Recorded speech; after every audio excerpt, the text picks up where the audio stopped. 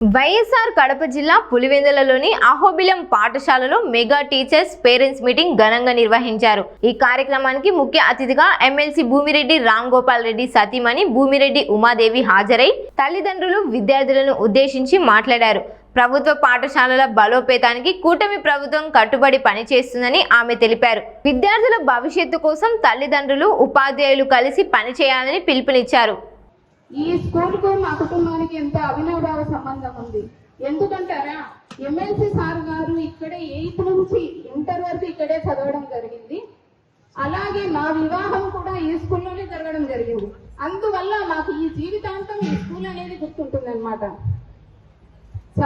చదువు అనేది ఒక ఆస్తి కాదు, భావి తరాలకు వెలుగునిచ్చే ఒక వారసత్వం అన్నమాట. విద్య మీద మనం చేసే ఖర్చు అనేది వేయమని ఎప్పుడు అనుకోకూడదు. దేశ భవిష్యత్తుకు అది ఒక పెట్టుబడిని మనం అనుకోవాలి.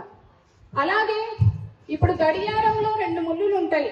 ఒక ముళ్ళు పని చేయకపోతే అది సమయం అనేది సక్రమంగా చూపించదు. 2 ముళ్ళులు పని చేస్తేనే అది సమయం సక్రమంగా చూపిస్తుంది. అలాగే ఇంట్లో తల్లి తండ్రి ఇద్దరూ కూడా తన పాత్రను సక్రమంగా పోషించినప్పుడే పిల్లలు కూడా సక్రమమైన వ్యక్తులుగా తీర్చిదిద్దబడతారు. అంటే ఒకరు సరిగ్గా తండ్రి సరిగ్గా చూసుకోకపోతే పిల్లల భవిష్యత్తు అనేది చెడిపోతుంది. తల్లి చూసుకోకపోయినా కూడా, అంటే ఇద్దరు సక్రమంగా పిల్లల్ని చూసుకోవాలన్నమాట. పిల్లలకు తొలి గురువు అనేది తల్లి అన్నమాట. తల్లే పిల్లలకు మాట అయితేమి, నడక అయితేమి, రీతి అయితేమి అన్ని నేర్పిస్తుంది. వారి జీవితానికి కూడా ఒక పునాది వేస్తుంది తల్లి. అదే గురువులైతే వారికి జ్ఞానాన్ని బోధించి వారిని మంచి ప్రయోజకులుగా తీర్చిదిద్దడం జరుగుతుంది. ఉపాధ్యాయులు పిల్లలను ఎటువంటి సంబంధం లేకపోయినప్పటికీ సొంత పిల్లలుగా చూసుకుంటూ వారిని ప్రయోజకులుగా చేయడం జరుగుతుంది. పిల్లలు అనేవారు ఒక బంకమట్టి లాంటి వారు. అంటే మనం ఏ విధంగా మొలుస్తామో ఆ విధంగా పిల్లలు తయారవుతారనమాట.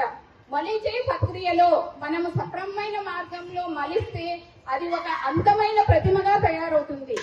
అంటే ఈ ప్రక్రియలో ఉపాధ్యాయులు గాని తల్లిదండ్రులు ఇద్దరు కలిసి ఆ బంకమట్టిని సక్రమమైన మార్గంలో మలిచినప్పుడు అది రేపటి తరాలకు ఒక అందమైన ప్రతిమగా స్థితిగతుల పైన ఒక సర్వే చేయడం జరిగింది.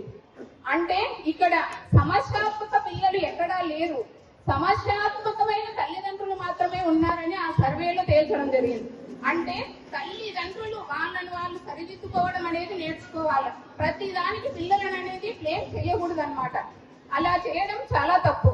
అలాగే ఇప్పుడు ప్రస్తుత పరిస్థితుల్లో తల్లిదండ్రులు కూడా పిల్లలను మార్కులు సంపాదించే ఒక యంత్రంలో చూస్తున్నారు. అలా ఎప్పటికీ చూడకూడదు. పక్కింటి పిల్లవానికి ఇన్ని మార్కులు వచ్చినాయి, ఎదురింటి పిల్లవానికి ఇన్ని మార్కులు, అలా ఇప్పుడే కానీ పిల్లల ముందర తల్లిదండ్రులు మాట్లాడకూడదు. వారి ప్రవర్తన ఏ విధంగా ఉంది, ఇంటికి వచ్చిన పెద్దలను ఏ విధంగా గౌరవిస్తున్నారు, మనతో సక్రమంగా వారు మాట్లాడుతున్నారా లేదా, వారు సరైన మార్గంలో నడుస్తున్నారా లేదా అనేది తల్లిదండ్రులు ఎప్పటికప్పుడు వాళ్ళను గమనించే బాధ్యత తల్లిదండ్రులది. అలాగే ఒక చిన్న విషయం, రామేశ్వరం అనే ఊరు మీకు తెలిసింటుందిమ్మా. అక్కడ అబ్దుల్ కలాం గారు జన్మించారు. ఆయన ఫాదర్ వచ్చేసి పడవను నడుపుతూ ఉంటారనమాట. ఆయన అయినప్పటికీ వాళ్ళు అతని ఎదుగుదల పట్ల ఎప్పుడూ శ్రద్ధ చూపించే వాళ్ళు అనమాట. అందువలన ఆ శ్రద్ధ చూపించడం వల్లనే అబ్దుల్ కలాం గారు ఒక సైంటిస్ట్ గా, రాష్ట్రపతిగా మన దేశానికి ఎన్నో సేవలు చేశాడు. అలాగే తన జీవిత చరిత్రను వింగ్స్ ఆఫ్ ఫైర్ అనే ఒక ఆటోబయోగ్రఫీ రాశాడు. దాంట్లో ఏమని చెప్తాడంటే, వాళ్ళ ఇంటికి అనుకోని అతిథులు వస్తారంట. అప్పుడు వాళ్ళమ్మ ఏం చేస్తుంది, చాలా మంది వస్తారంట అతిథులు. ఉన్న భోజనాన్ని అందరికీ వడ్డిస్తుంది. అదంతా గమనిస్తుంటాడనమాట అబ్దుల్ కలాం గారు. మా అమ్మ ఏం చేస్తుందో చూద్దామని. అప్పుడు ఆ వడ్డించేది అయిపోయిన తర్వాత వాళ్ళమ్మ నీళ్లు తాగి ఇంకా భోజనం అయిపోయింటుంది అనమాట, నీళ్లు తాగుతుంది అనమాట. అప్పుడు వాళ్ళమ్మ పోయి అడుగుతాడు, ఏమమ్మా నువ్వు నీళ్లు తాగుతున్నావే అని. అప్పుడు ఆమె చెప్తుందంట, భారతదేశ సంస్కృతి అనేది అతిథి దేవో భవ. అంటే అతిథులను మనం సత్కరించాలా, గౌరవించాలా. అంటే వచ్చిన అతిథులను మనము మర్యాదలు చెయ్యాలా, మన బాధ్యత అని చెప్తున్నాం. అది ఆ పిల్లవాని మీద చాలా ప్రభావాన్ని చూపుతుంది అనమాట. అందుకే అతను ఈ రాష్ట్రపతిగా, సైంటిస్టుగా ఎన్నో సేవలు మన దేశానికి అందించాడు.